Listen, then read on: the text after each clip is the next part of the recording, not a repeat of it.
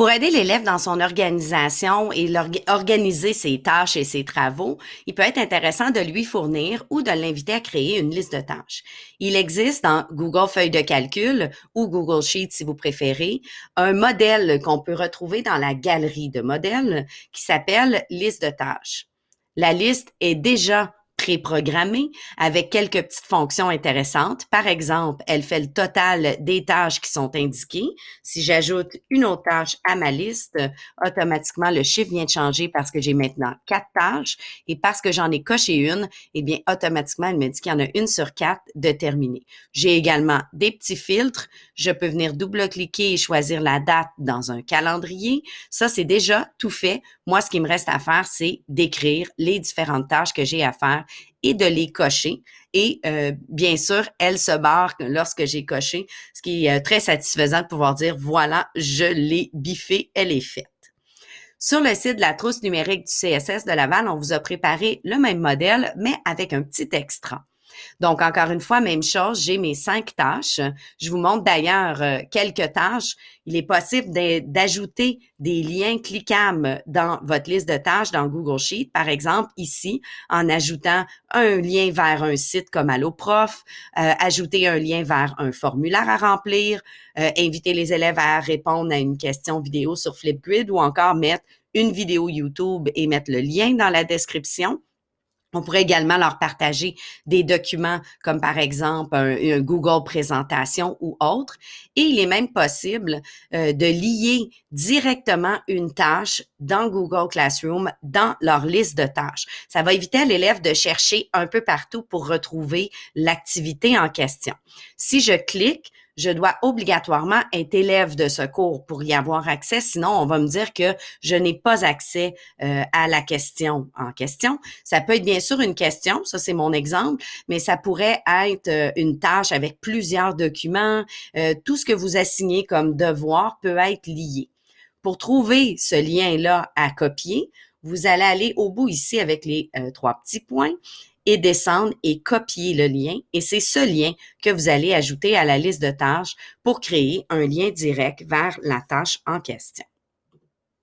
Maintenant, comme dans l'autre document, lorsque je vais cliquer sur la case à cocher pour cocher comme quoi j'ai fait la tâche, toute l'écriture va se barrer, mais quelque chose de plus est ajouté, un petit dessin, une petite image qui a été ajoutée dès que l'élève coche son activité. Donc, ça ajoute un petit côté ludique et vous pourriez personnaliser les images selon la thématique, par exemple, des tâches à faire ou encore la personnaliser pour chaque élève. L'élève pourrait lui-même aussi bâtir sa liste de tâches avec ces images qui apparaissent. Donc, chaque fois qu'on clique, une image apparaît. Et lorsque j'ai coché mes 5 tâches et que j'ai terminé, il y a aussi une image qui apparaît en haut que vous pouvez modifier.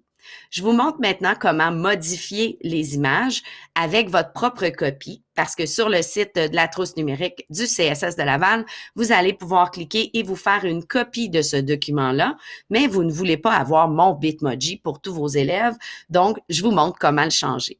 Pour chacune des cases ici, il y a une ligne avec du code qui est entré. On le voit ici là, avec si, etc.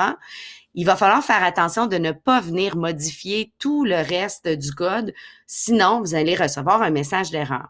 Ce qui va être important à changer, c'est ce qui vient après image et ce qui est entre les guillemets. Il va falloir faire attention de ne pas effacer les guillemets en question.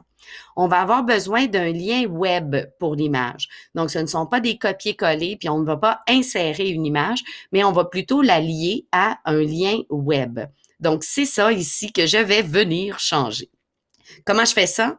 Eh bien, si je veux faire un Bitmoji, je vais utiliser l'extension Chrome que j'ai déjà préinstallée et connectée à mon compte et je vais venir chercher l'adresse de l'image. Je vais donc faire un clic droit sur l'image en question et cliquer Copier l'adresse de l'image.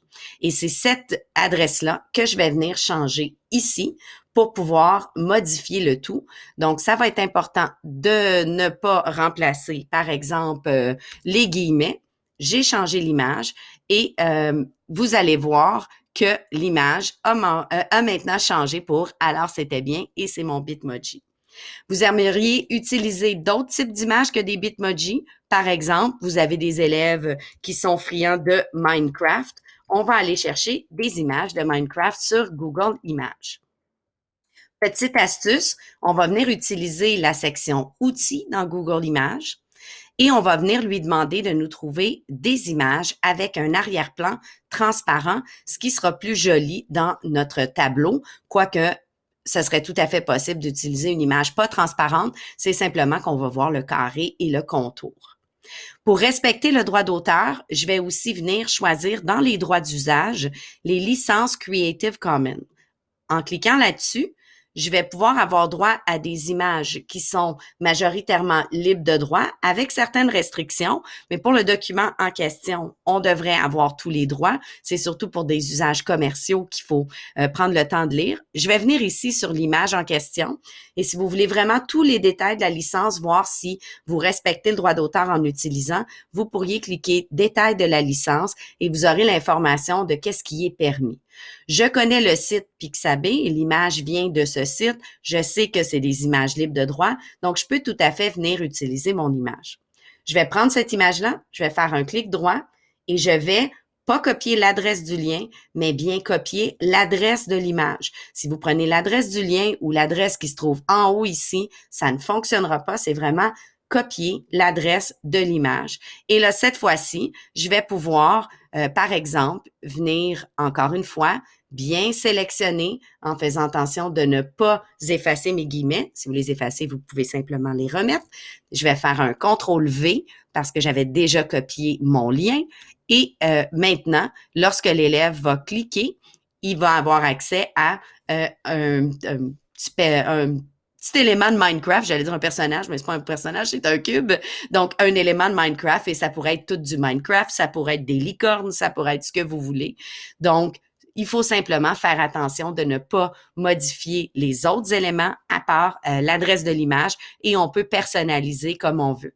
Vous avez 50 cases, que ce soit dans la version de la liste de tâches de base ou la liste de tâches qu'on vous a créée. Je crois que c'est tout à fait suffisant d'avoir 50 tâches sur notre liste.